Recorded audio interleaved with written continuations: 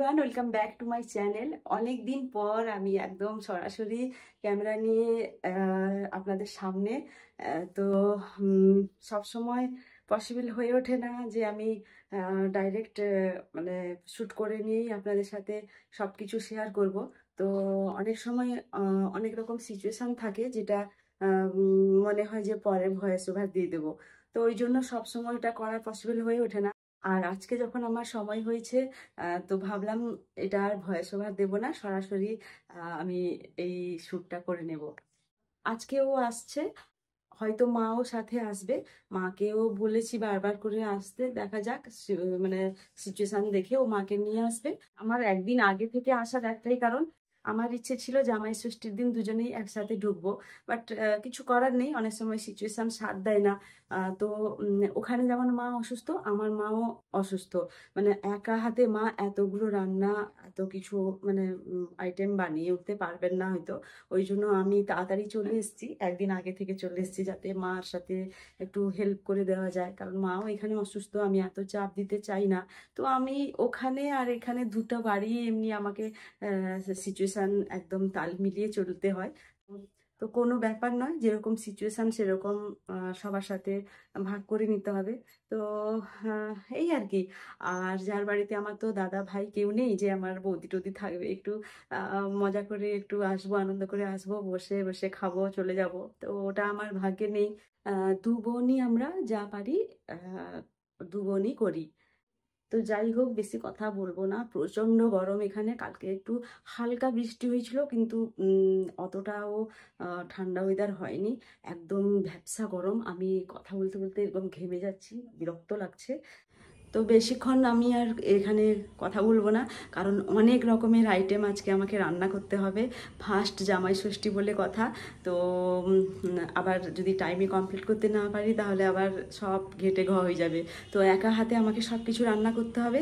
দিদিরা হয়তো চলে এসছে বা তারা সকালে ঢুকবে বলেছিল, তো আমি নিচে যাই এখন। তার আগে আমি দেখি আমার ওই যে ব্যালকনিটা, ওখানে আমার গাছগুলো দেখছি মানে অনেক সুন্দর হয়ে গেছে, মানি প্ল্যান্টগুলো যে লাগিয়েছিলাম। তো একটু চলুন আপনাদেরকেও দেখাই। এই যে আমার গাছ, দেখুন এই মানি প্ল্যান্টটা কতটা বেড়ে গেছে, খুব সুন্দর, এখনো সুন্দর রয়েছে। কি সুন্দর গ্রোথ হয়েছে দেখুন, এত সুন্দর গ্রোথ হয়েছে না। এই দুটোই আমি কাজ বসাবো বসাবো বলে আর বসানো হয়নি। আর এই গাছগুলোও সুন্দর আছে, বাবাকে বলি মাঝে মাঝে জল দিয়ে দেবে, তো দিয়ে দিয়েছিল, এটাও সুন্দর গ্রোথ হয়েছে। বাট এটা একটু শুকে গেছে, এটা একটু শুকে গেছে। যাই হোক, আমিও আজকে দিয়ে দিব একটু জল। এই যে দূর থেকে এটা কত সুন্দর হয়েছে আমার মানি প্লান্টের গাছটা। আমি তো থাকবো না এখানে বেশি দিন, তো যখন এসছি সুযোগ পেয়েছি গাছগুলো একটু জল দিয়ে দেবো। যাই হোক, এখন নিচে যাই, রান্না বান্না শুরু করতে হবে। আজকে আমার সকালের ব্রেকফাস্ট হচ্ছে চপ আর মুড়ি। আর এই চপটা দিদি এসেছিল, দিদি নিয়ে এসছে। তো গরম গরম চপ আর মুড়ি খাবো এখন, কারণ জামাইরা কেউ ঢুকবে না, বড় জামাই তো আসতেই পারবে না কলকাতায়। আর ও কোনো বছরই আসতে পারে না, ছুটি পায় না। আর ছোট জামাই তো ঢুকবে, ভাত খাওয়ার টাইমেই ঢুকবে। তো ওই জন্য সকালের ব্রেকফাস্ট একদম সিম্পল, চপ আর মুড়ি। সবাই মিলে আমরা চপ মুড়ি খাবো। রিভু আজকে একদম সকাল সকাল চলে এসেছে। আর সকাল সকাল চিংড়ি মাছ আর ভেটকি মাছ এগুলো সব রয়েছে এখানে। তো এগুলো দিদি ছাড়িয়ে পরিষ্কার করে রাখছিল। আর এখানে কয়েকটা চিংড়ি মাছ রয়েছে, ওগুলো আলাদা করে রাখা হয়েছে।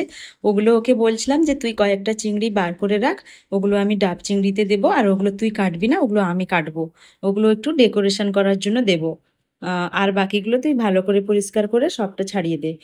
এগুলো আমি একটু মাথা রাখবো আর কি। এরপর আমি 5 রকমের ভাজা হবে, তো সেই ভাজাগুলো সব কেটে নিয়েছি, নুন হলুদ মাখিয়ে রেখে দিয়েছি। দিদি এখানে চিংড়ি মাছ ধুয়ে পরিষ্কার করে রেখে দিয়েছে, আর এদিকে ভেটকি মাছও পরিষ্কার করে রাখা হয়েছে। এখানে ভেটকি মাছের পেটিগুলো আর গাদাগুলো নিয়ে পাতুরি বানাবো আর চিংড়ি মাছগুলো দিয়ে ডাব চিংড়ি বানাবো। তো আমার দিদির মেয়ে বললো, মাসি তুমি আমাকে কয়েকটা কাজ দাও, আমি করে ফেলি। তো ওগুলো মানে ও তাকে যেগুলো দিয়েছে সে যেগুলো পারবে সেগুলো সে করে দেবে বললো। তো এখানে সর্ষে পোস্ত তারপরে মানে ভেটকির পাতুরি আর ডাব চিংড়ির জন্য যেগুলো লাগবে সেগুলো সে পেস্ট করে দিচ্ছিল। আর এখানে আমি ভাজাভুজিগুলো বসিয়ে দিচ্ছিলাম। এটা আমি ঝুরি আলু ভাজা ভাজছিলাম। তো একটু কারি পাতা আর বাদাম মিশিয়েছি। এরপর বাকি ভাজাভুজিগুলো একে একে করে নিচ্ছিলাম, যেমন আমি কাঁকরোল, বেগুন, পটল আর শাকের ভাজা করেছিলাম। এগুলো জামাইয়ের পাতে 5 রকমের বা 7 রকমের বা 3 রকমের এগুলো তো ভাজাভুজি দিতেই হয়, তো ওই জন্য ওই রকম কয়েকটা ভাজাভুজি করে নিচ্ছিলাম আর কি।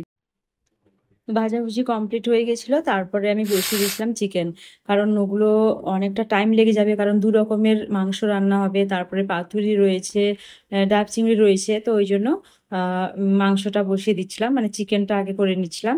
আর প্রেসারে দিয়ে দিব আমি মটন, তো এটা বসিয়ে দিয়েছি এখন। আর এদিকে মটন আর চিকেন সব ম্যারিনেট করে রেখে দিয়েছি আগের থেকে। আমি চাটনি, ভাজাভুজি, এগুলো ডাল এগুলো কিন্তু আগেই আমি করে নিয়েছিলাম। তো এখন মাংসের কষা চলছে, মানে মাংস কষানো চলছে। এটা চিকেন রান্না করছি আমি। আর এটা করতে করতেই দেখি আমার শাশুড়ি মা আর হাজব্যান্ড পৌঁছে গেছেন। আর আমাদের বাড়ির সামনে পরিবেশটা এত সুন্দর, মানে গাছপালায় ভর্তি, সামনে একটা অনেক বড় লম্বা পুকুর রয়েছে। তো ওটা আমার মানে শাশুড়ি মাকে আমার হাজব্যান্ড দেখাচ্ছিল যে মা দেখো কতটা সুন্দর পরিবেশ। আর আমি জিজ্ঞেস করছিলাম আসতে কোনো প্রবলেম হয়নি তো তোমার? তো ওই জন্য মাথাটা নাড়ছেন দেখে আমাকে। এবার সবাই মিলে আমরা মাকে ধরে একটু বাড়িতে নিয়ে এলাম।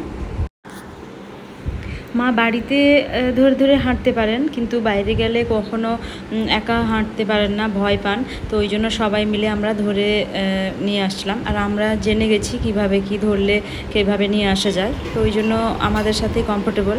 তো এবার এসে মা বসছিল। এবার যেহেতু দুপুরবেলা পৌঁছেছে, কিছু খাবে না না বললো, তাও কোল্ড ড্রিঙ্কস দিয়েছি। তারপরে কোল্ড ড্রিঙ্কস খেতে খেতে আমরা সবাই খাচ্ছিলাম কোল্ড ড্রিঙ্কস। এরপর আমি যে কষা মাংস করেছি আমি টেস্ট করতে দিলাম আমার হাজব্যান্ড আর আমার শাশুড়ি মাকে।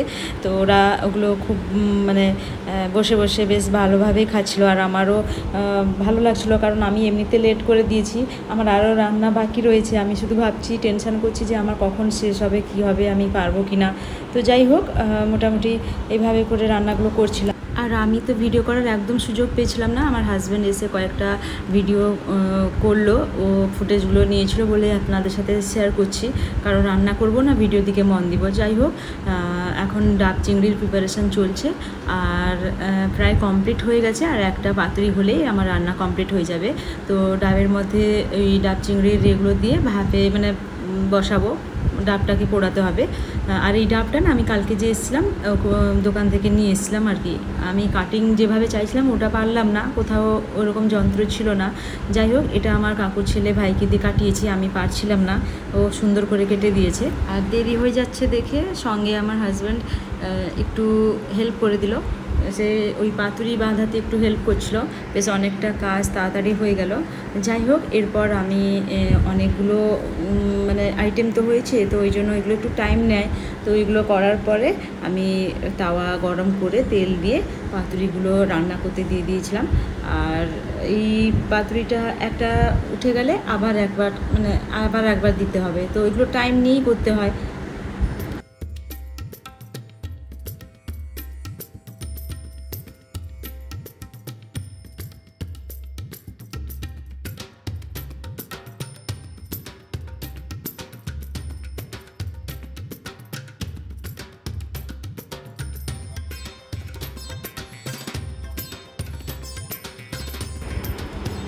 আর এদিকে আমার ডাব চিংড়ি একদম রেডি হয়ে গেছে।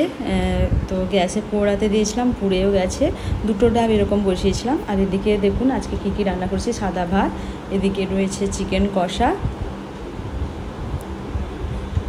আর এখানে রয়েছে পোলাও, মানে বাসন্তী পোলাও। আর এখানে করেছি ওই 5 রকমের ভাজা, আর সঙ্গে এখানে রয়েছে ডাল, চাটনি, আর রয়েছে ঝুরি আলু ভাজা। এরপর পুরো প্লেটটা ওর জন্য সাজিয়েছি। তো কতটা সুন্দর লাগছে দেখুন। আমার তো বেশ ভালো লেগেছে, আমি যেগুলো যেগুলো চেয়েছিলাম সেরকমই সুন্দর করে ওর জন্য করতে পেরেছি। আর আপনাদের কেমন লাগলো অবশ্যই কিন্তু কমেন্ট করে জানাবেন। অনেকটা ডেডিকেশান, অনেকটা মানে ভালোবাসা, অনেকটা পরিশ্রম দিয়ে সারাদিনটা আমি এই প্রিপারেশানগুলো করেছি। আর এখানে আমরা বসে গেছি, মা আশীর্বাদ করবেন। তো এটা আশীর্বাদগুলো কমপ্লিট করার পরে ওকে খেতে দেবো আর কি। আর ওই দিন এতটাই গরম পড়েছিল, ও মানে ঘামছিল, আমি তাকে বলছি তুমি ঘামছো দেখো কীরকম।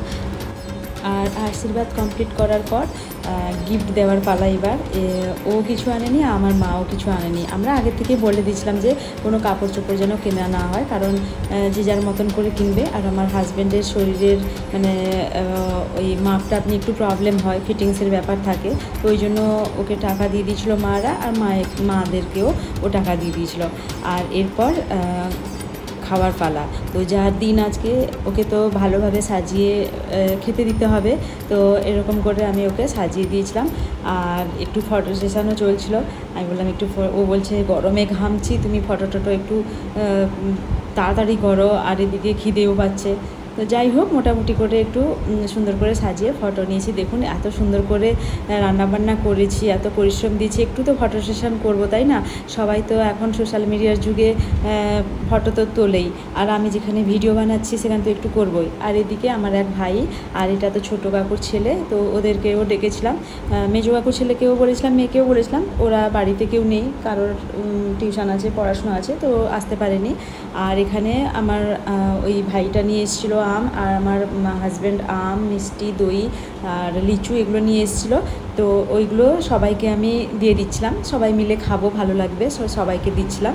এরপর রেস্ট টেস্ট নিয়ে রাতের দিকে তিনজনেই বাড়ি ফিরে এসেছিলাম, কারণ কি ওর নেক্সট দিন স্কুল খুলে যাচ্ছিলো আর কি, তো স্কুল আছে, থাকা সম্ভব নয়।